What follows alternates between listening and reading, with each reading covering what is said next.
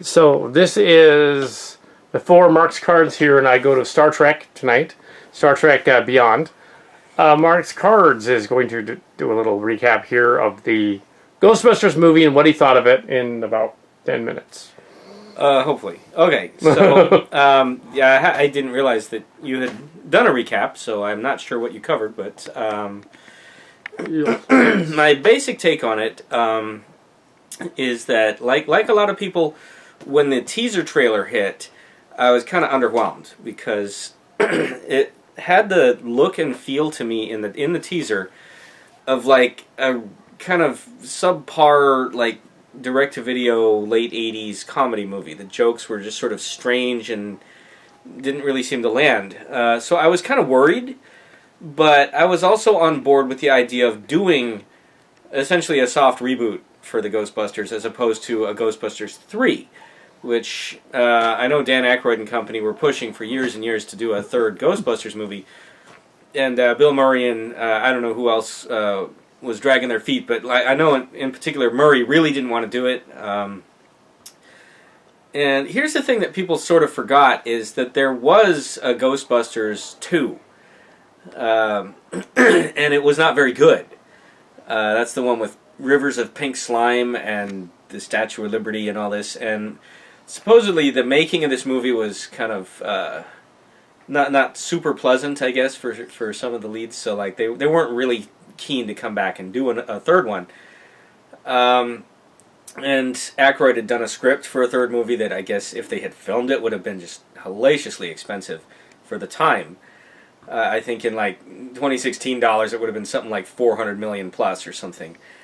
So the studio balked, and so when they decided, like, all right, well, let's revisit the franchise like we've done with Star Trek, like we've done with all these other things. Cash in on the nostalgia. You've heard of this.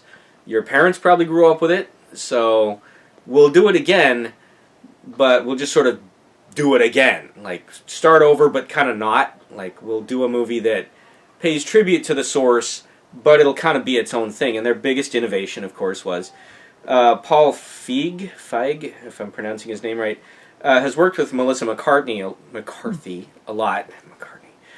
And some other movies like Spy and whatnot, very well-received comedies.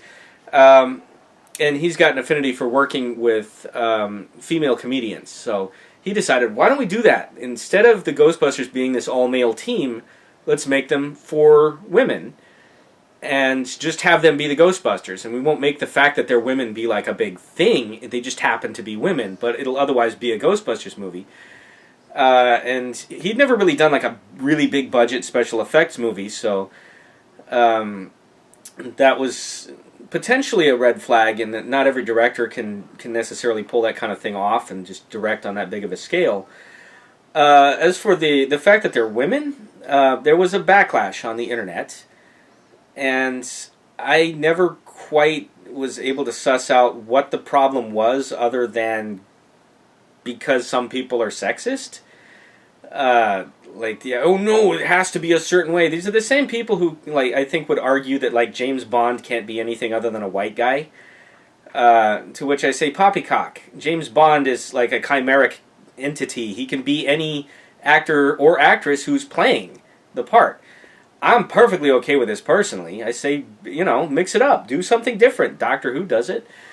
So the idea of casting 4 females in Ghostbusters to me was kind of exciting. It's like, hey, we really haven't seen that before. Let's do that. Let's make that happen, and let the movie stand or fall based on whether or not it's a good movie. So the trailers, again, they weren't very well received. Again, I personally was kind of underwhelmed with them. So went to the movie hoping for the best, but steeling myself for maybe something, subpar. Having walked out of the theater, my immediate reaction was, it's not a perfect movie, but I enjoyed it. I genuinely liked it. I thought that it was fun. I thought it did a good job of doing a lot of affectionate shout-outs to the original film, the first one. They completely ignore Ghostbusters 2, which is fine.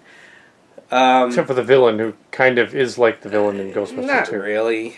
In that they're both kind of ineffectual. Well, Until the villain in Ghostbusters 2 is an evil oil painting who wants to become a baby. So it's like, okay, that was a little bizarre. Is a villain, I guess. So there is a villain. Without any spoilers, there's a villain in the new Ghostbusters, and there's this huge, plot involving ghosts attacking New York, and there's a lot of things again that strive to remind you very much of the first Ghostbusters.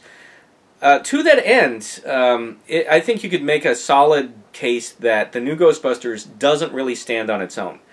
It's not its own movie so much as it's a movie that is attempting to remind you quite a bit of why you liked the first movie by showing you things from it, but then putting these clever little spins on them.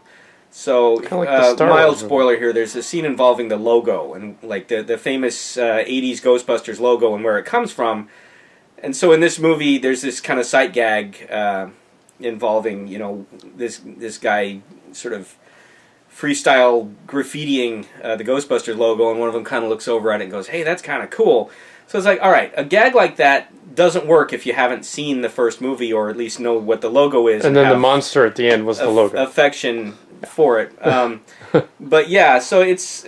The movie's chock full of gags like that where it's kind of like, hey, Ghostbusters, remember that? You like Ghostbusters. Kind of like the Star Wars movie. Here's sort of, that.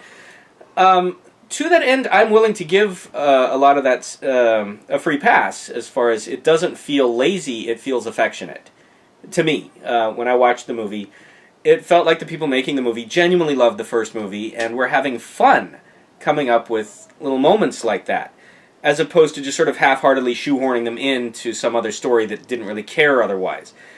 I would say the film's biggest strength is the four leads. They are, all four of them, unique and distinct characters. They all kind of have their comedic sort of shtick. Which is definitely SNL from this time period. Yeah, and it does feel like comedy characters. But if you look at the original movie, they were all comedy archetypes as well. You had SNL, the smart aleck ladies man. You had the hyper nerdy, fast talking geek scientist guy. So this movie kind of does something similar. It doesn't, to its credit, just give you replications of the original archetypes. These four characters, the four women in this movie, are allowed to be their own thing, and they do a good job of that. All four of them are given a lot of moments to shine in the movie. They all have a terrific chemistry together. And a lot of the stuff in the trailer that didn't seem to work to me did in the context of the movie, and what I came to realize is like it is very much a movie where the humor trades off of the characters. Yeah, they spend the movie sort of building up their personalities so that their shtick becomes funny. So yeah, a lot of the moments that didn't seem to work in the trailer actually do work in the movie. And the dance scene ended up cut out of the movie and in the end credits. Oh yeah, I'm sure there was tons of outtakes because I think I have no doubt that during the making of this movie, the director would often just turn these. All four of these ladies are particularly good at off the cuff, on the fly, just sort of improv comedy. Linerama. So I'm sure they just told them, "You're in character. You've got these funny props. Go do something." And then they would just mine all of the footage. It does have a plot. Again, I would say the plot is maybe not the strongest element to this film.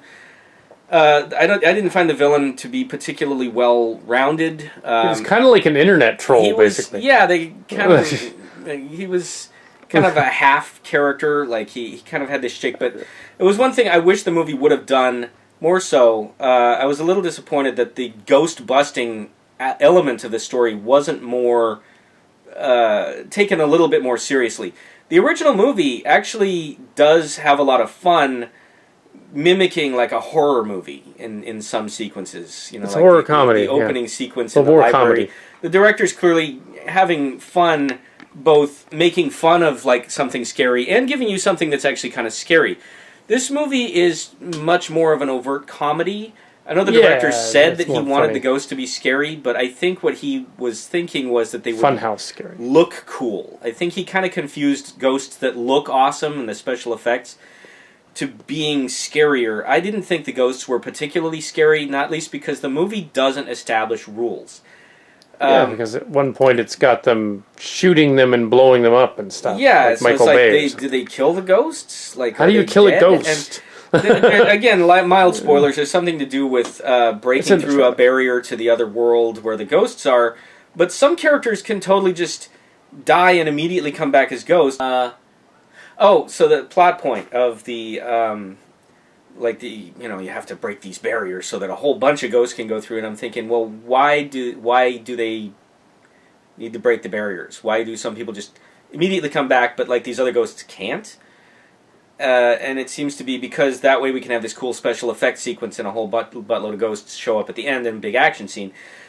But not because it really narratively made any sense. So I wish they would have taken that part of the story more seriously. And I think it would have actually helped the comedy and the characters even more if the movie had felt more like it was trying to be a real movie as opposed to an affectionate and effective homage / almost kind of like an extended skit or fanfic on the original movie.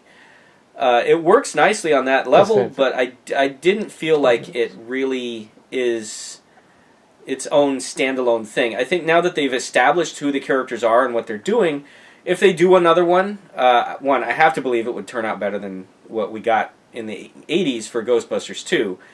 I would like to see them do another story with these characters. I really liked them. I would like to see a more serious attempt at storytelling the second time around.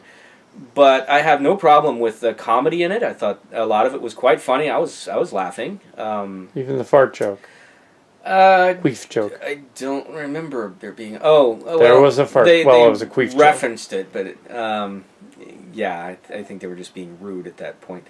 Yes. I'm not a huge fan of fart jokes, but whatever.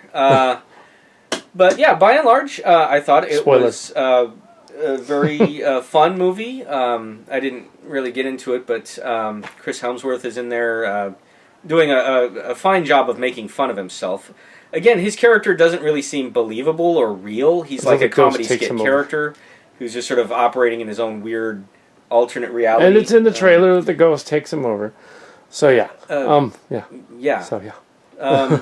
So yeah. Bottom line, I liked it. I thought it was well worth seeing. I don't know that it's something that I'm necessarily going to be pulling out on Blu-ray and watching over and over and over again. But I think as an accompaniment to the first film, it's quite fine.